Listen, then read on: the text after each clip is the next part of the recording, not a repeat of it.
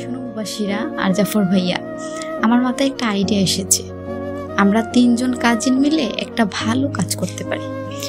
শুধু ঘুরে বেড়ানো যে তাই নয়, এমন কিছু করব যাতে আল্লাহ তাআলা খুশি হন। ভালো কাজ মানে? আমরা তো সাধারণ মানুষ, আমাদের হাতে তো তেমন কিছুই নেই। আল্লাহর কাজে টাকা লাগে না মুবাশিরা, লাগে শুধু ইচ্ছে। আমরা চাইলে গ্রামের বাচ্চাদের জন্য কিছু করতে পারি, ছোটদের পড়াশোনার জিনিস দিতে পারি, কিংবা কোরআন শেখানোর ক্লাস করতে পারি। মাশাআল্লাহ, দারুণ কথা জাফর ভাইয়া। তাহলে চলেন আমরা 3 জন একটা পরিকল্পনা করতে পারি। আমরা কাল সকালে মসজিদের পাশে যাব।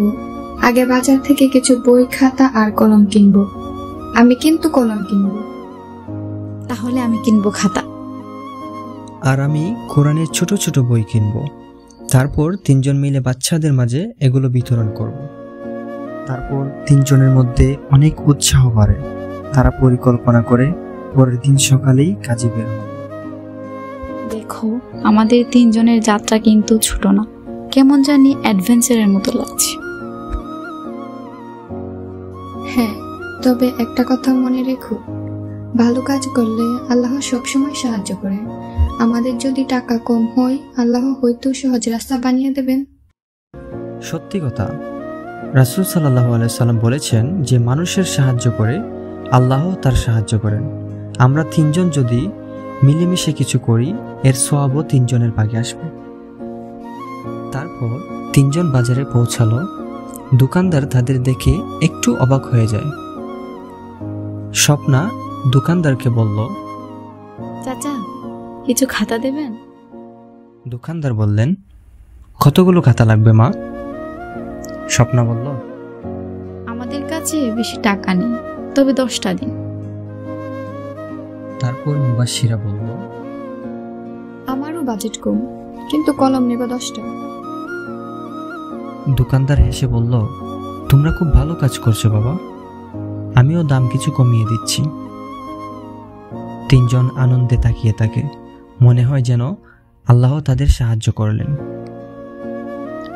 তারপর 3 জন বটগাছের নিচে বসে, চারপাশে অনেক ছোট ছোট ছেলে মেয়েরা জড়ো হয়। তারপর,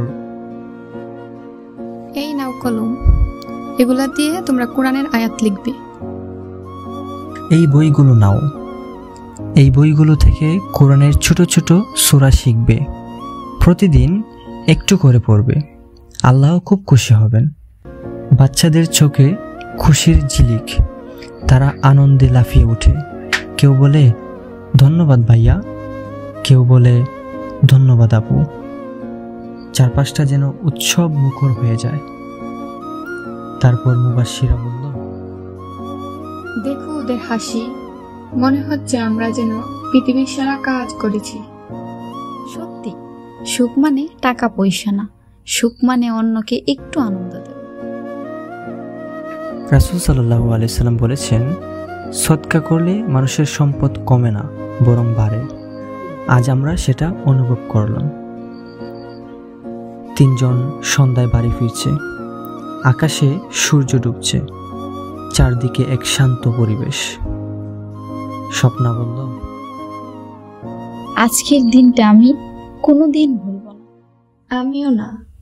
আমরা যদি নিয়মিত এমন কাজ করি, পুরো গ্রামটাই আলোকিত হয়ে যাবে। জীবনটা ছোট, কিন্তু আল্লাহর জন্য যদি কিছু করতে পারি, সেটাই হবে সবচেয়ে বড় সফলতা।